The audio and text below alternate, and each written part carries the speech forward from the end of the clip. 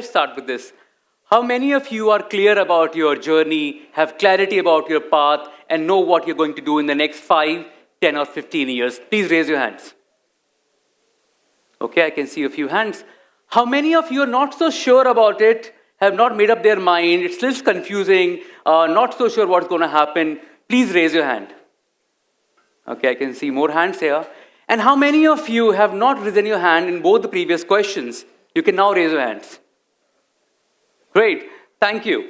Now the good part is that there's something interesting for all three of you in this room. Everybody who is in the three categories and all those who are watching this later, what I'm going to share would be of great benefit to all of you. Now, have you ever been in that moment where you have to make a major decision?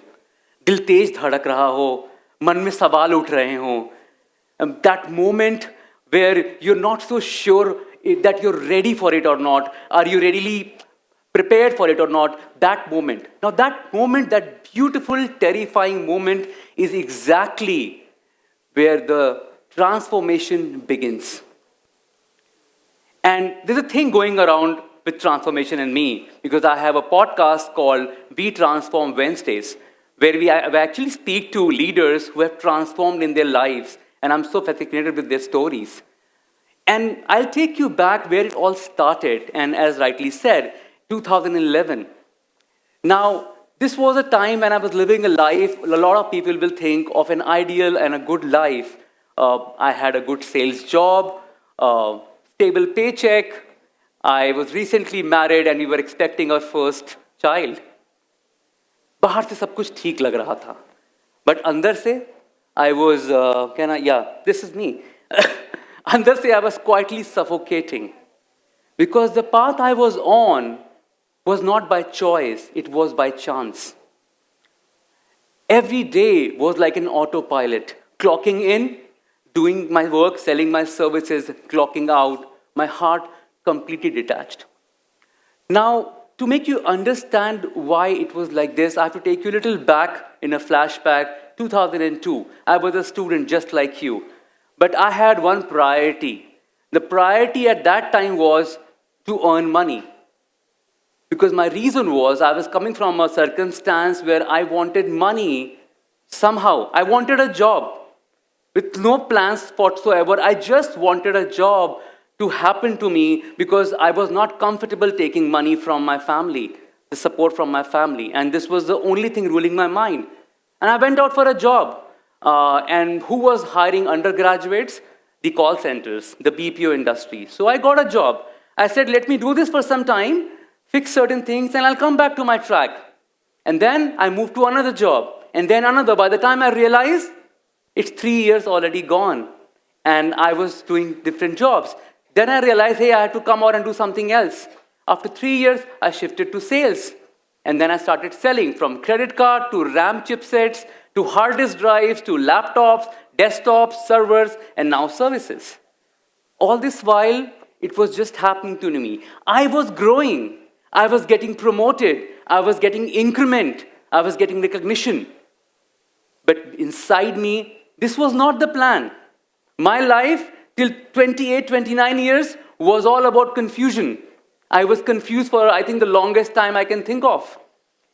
Coming back to 2011, came an idea which was beautiful, but very challenging at the same time, something which is new to me. It was shifting and leaving my career from sales to an uncharted territory of team facilitation and experiential learning.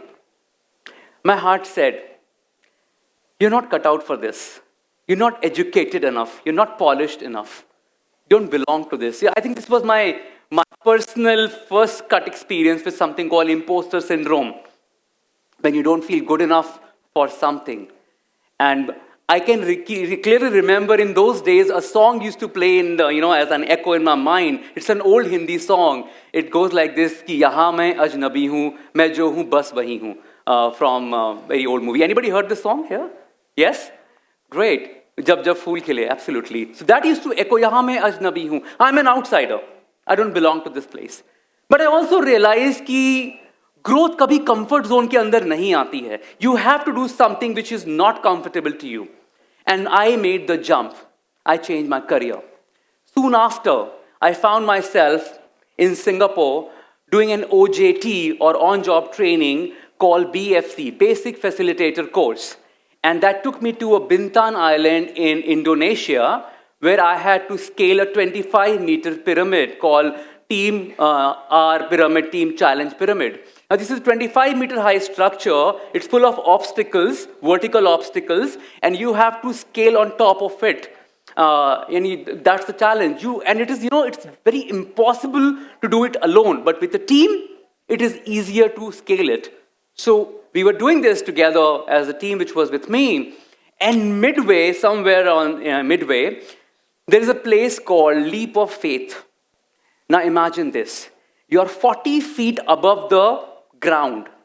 And you have to jump from a tiny plank to another. Now the fear is real. The fear is real, the experience is overwhelming, your heart beats loud, and every cell in your body screams, don't jump. But then I saw my colleagues who were holding my rope, and they were saying, oh, look, you can do it. And I said, hey, I may do it. And I said, let's do it. And I jumped. In that moment, suspended between fear and freedom, I realized something. Fear is not as scary as the feeling of the fear itself. हमें डर सबसे ज़्यादा डर की feeling से लगता है. डर खुद इतना डरावना नहीं होता. And I also learned that the antidote to fear is actually action. You need to have action as an antidote to fear. Okay, here you go. So, this whole idea that fear holds you back, you have to act to let it go. Now, since then, my journey is a collection of a lot of jumps because it was not a one-time thing. It keeps coming back. And let me tell you another one very interesting story. This was 2012, roughly the time of Dashera, this time of the year. And I was working with my previous organization, and an event partner from Mumbai called us and said that एक client है जिसको Limca book of record तोड़ना है domino rally का. Now, we used to run a team building activity called the Domino Rally Challenge, and this guy found us on Google and wanted us to break the Domino Rally record. The current record was with Microsoft, and it was for 8,000 domino chips falling together. Now, my boss said, no, too big, and we denied. And then this event person persisted. So on the weekend, my boss called me and said, Alok, shall we do this? I said, yeah, let's give it a try. And since then, for 2.5 months, I got completely grounded, off-grid, and I saw every single video of domino on YouTube. I connected with German experts because they were the ones holding all these records under their names. And we imported some 15,000 dominoes in India because nobody was making those domino chips of that quality here. Then came January 2013. It was BKC. Its Standard Chartered Bank was a core sponsor, the main sponsor of the Mumbai Marathon. It was their 10th anniversary, and this was a part of the 10th anniversary celebration. The stage was set. The cameras were rolling. The LBR, the Limca Book of Record officials were watching. There is no cut allowed. There is no pause allowed. Absolutely there. And then it happened. One touch, and 14,541 dominoes fell flawlessly. I still get goosebumps when I tell you about that. On that day, my name got registered in the Limca Book of Records officially. Now, one yes, one jump, and you can literally be a part of the history. This is why I'm sharing this with you. Now, what happens that life gives us all these opportunities to make a choice. The choice of staying back at what we do or choice to move on. And this divergence is always there. That what do you choose, something familiar or something unknown? What happened after that, the life keep giving me all these opportunities to change and adapt and have the flexibility in that. There are many occasions. I can give you many examples. For example, when one customer said, can you facilitate a workshop for 2,400 people? I jumped. When an occasion happened where an HR leader came ahead and gave us a mandate that, hey, our leader is missing and the team is in complete chaos, I jumped. Another HR leader came to us and said that, can you facilitate 11 workshops in 8 cities in just 2 days? I jumped. And every time we did that, the grip of the fear went loose. And what built up is courage, because we took something, action. Remember, fear's antidote is action. And this is what happens when you choose to take action. Now, I turn to you that you will also have opportunities like this in your life going forward. Today, as success consultant, as a founder, we are really helping teams build trust and build better communication and become amazing and create some magic together. And none of this would have been possible without that first jump when it had happened in 2011. I ask you that, do you get to a place where you're not so sure what to do next? Do you get to a place where you have a feeling that this may be right for me, but the environment is too scary to change because there can be many levers which are holding you back? And I'll tell you something very interesting, that if from some days you have a feeling that something is not right, I need to change, if you get restless about the path, the journey, if you're asking the question that, hey, what is my why about doing what I'm doing right now, then congratulations, there is a possibility that something is awakening within you. Don't get disturbed by this. This is a beautiful signal. This may be a message. Listen to it. And every time you listen to it, you may get a clue of what to do next. And that's where the beauty of transformation lies. I can also share. Now, I will just, before I kind of proceed, I want to ask a question.